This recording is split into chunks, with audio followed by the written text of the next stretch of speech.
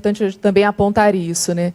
Eu falo como pesquisadora, né, desse tema, desde a minha dissertação de mestrado, que já se vão aí alguns anos, continuei pesquisando no doutorado também.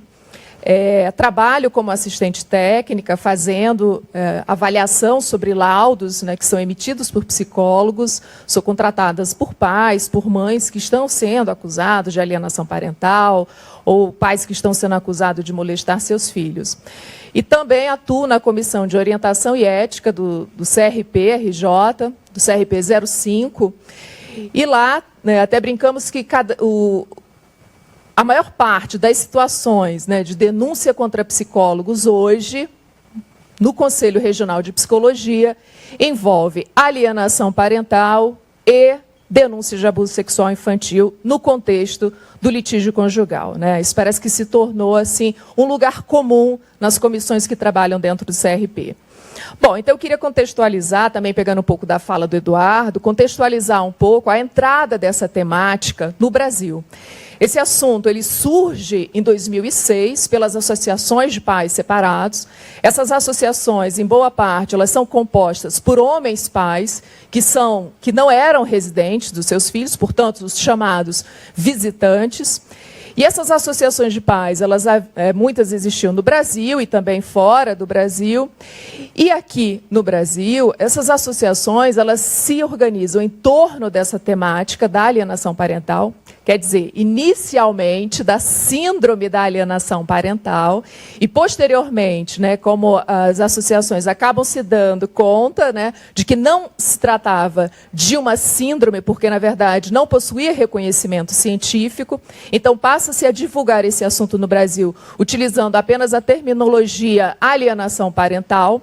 É curioso notar que, em pouco tempo, essas associações conseguem produzir uma espécie de uma comoção social. Esse tema vira tema de documentário, personagens de novela, matérias na TV, livro, publicações, e no judiciário, né? As associações elas começam a divulgar intensamente essa temática no judiciário, e a ideia, então, era alertar a sociedade para o novo malefício que vinha sendo utilizado pelo genitor guardião, ou seja, na maioria das situações, as mães, que acabavam, segundo, né, os pais, impedindo com que eles tivessem acesso aos seus filhos, nas situações de separação e disputa de guarda.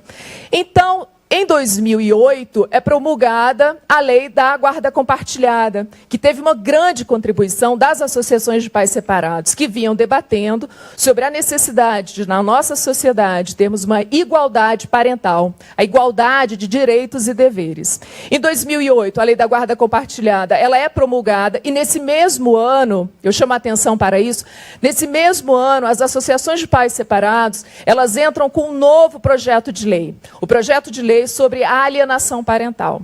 Esse projeto de lei ele tinha como objetivo, efetivamente, criminalizar a alienação parental. E digo mais, eu fiz a análise do projeto de lei, né, tem um artigo publicado, um artigo que está na revista do Conselho Federal de Psicologia, um artigo meu e da professora Leila Torraca de Brito, e fizemos a análise desse material. Inicialmente, no anteprojeto, havia menção às mulheres como alienadoras.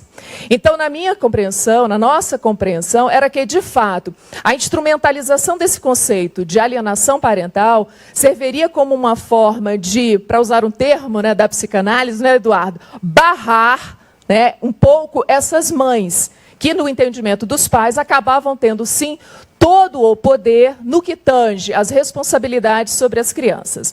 Mas, né, conseguimos, então, junto ao Conselho Federal de Psicologia, isso na audiência pública, que fosse retirada, pelo menos, a questão da criminalização da alienação parental. Contudo, uma série de outras sanções poderiam ser, enfim, adotadas contra o dito genitor alienador.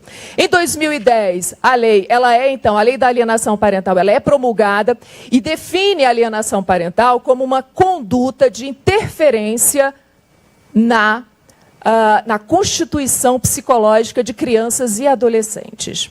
Bom, quero chamar a atenção para um outro aspecto.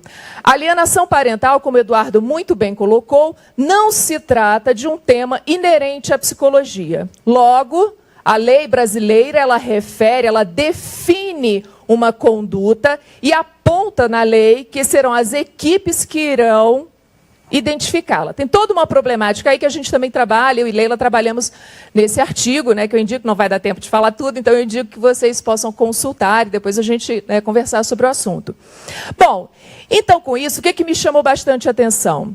Que logo após a promulgação da lei, o tema é absolutamente festejado no Brasil. Nossa, uma lei ímpar, né, que vem para solucionar uma problemática que existia há muitos anos, que nunca teve nome. Na verdade, a gente sabe que tinha nome, não é mesmo, Eduardo? Há mais de 20 anos, né, a literatura de terapia de casal e família, pesquisas sobre separação de pais e guarda de filhos, apontavam a existência de uma certa forma de aliança ou de uma coalizão que poderia surgir em meio ao litígio conjugal. Essa aliança poderia se estabelecer, inclusive, na maior parte das vezes, entre o filho mais novo e um dos genitores. E notava-se que, na maioria das situações, seria, sim, o guardião. Então, essa lei passa a ser festejada, digamos assim, no Brasil, tanto nos tribunais de justiça quanto psicólogos. Devo apontar que se torna também uma espécie de um novo tema para psicólogos. Então, psicólogos passam a ser capacitados, qualificados. A lei aponta, né, que para fazer a identificação da alienação parental tem que ser especialista. Então, o que a gente nota é que os profissionais parece que vão, de forma desarvorada, se qualificar, se capacitar, muitas vezes perdendo de vista toda uma problemática, como o Eduardo aponta, uma problemática que envolve a judicialização, a criminalização e a patologização dos comportamentos no âmbito das relações familiares. Isso parece que passa um tanto despercebido de muitos profissionais. E aí, então, nesse período 2002, 2010, eu faço também um artigo com a professora Márcia Amêndola, quando nós vamos falar de uma distinção entre falsas alegações de abuso sexual e síndrome da alienação parental. Eu vou fazer um levantamento sobre o assunto e o que eu verifico. Vários grupos que vão se organizando em diversos países numa espécie de movimento de contra-reação, ou chamado backlash, um movimento de reação contra a alienação parental. Porque, segundo, né, algumas mães profissionais, esse conceito estaria sendo instrumentalizado. Agora vejam, agora são as mulheres, isso não no Brasil naquele momento, as mulheres estariam apontando que homens estariam se utilizando dessa temática para se furtarem às acusações de abuso sexual infantil. Isso em idos de 2002 e 2012 no Brasil. No Brasil não se falava sobre esse assunto, né, com essa problematização, mas desde o início dos anos 2000 já se falava isso em outros países. Então agora, né, recentemente, né, com a aprovação da nova lei sobre o sistema de garantias de direito, né, de crianças e adolescentes, vítimas e testemunhas de violência, vem se constituindo também, junto a isso, um movimento de reação de mulheres que têm sido acusadas de alienação parental, mulheres essas que teriam acusado anteriormente seus maridos de alguma forma de abuso sexual contra seus filhos. E, na maior parte das vezes, há laudo de psicólogos envolvidos. Laudos que atestam ou alienação parental ou abuso sexual infantil. E, em algumas situações, esses laudos vão parar nas comissões de orientação e ética dos conselhos regionais de psicologia, denúncia contra psicólogos, porque eles não teriam, efetivamente, como diagnosticar não só a alienação, como também o abuso sexual infantil, pela forma como isso é feito. Bom, a gente tem toda uma problematização, né, de como identificar abuso sexual, o que é alienação parental, se o psicólogo tem que identificar alienação parental. Acho que, né, a gente vai ter ainda um tempo para discutir sobre isso, né, porque o meu tempo já está acabando, eu estou ali controlando o cronômetro, né, porque senão eu vou ser punida depois.